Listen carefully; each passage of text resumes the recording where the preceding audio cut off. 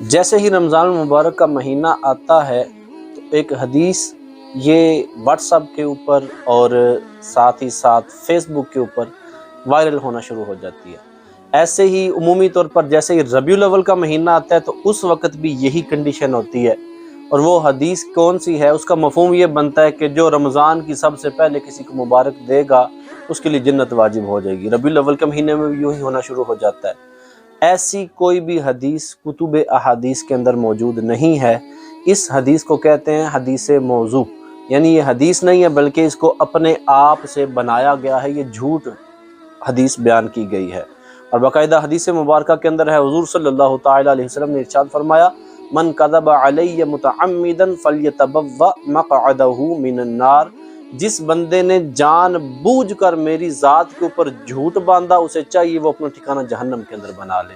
تو لہٰذا ہمیشہ کوئی بھی ایسی حدیث وائرل کرنے سے پہلے دیکھ لینا چاہیے، علماء سے پتہ کر لینا چاہیے یہ حدیث ہے بھی کہ نہیں ہے۔ ہر وہ چیز جو ہمارے پاس قرآن کے نام پر یا حدیث کے نام پر آ جائے اس کو یوں آگے سینڈ نہیں کر دینا چاہیے، بلکہ پہلے اس کی تحقیق کر لینی چاہیے، اس کا حوالہ دیکھ لینا چاہیے، اس کے بعد آگے وائرل کرنی چاہیے۔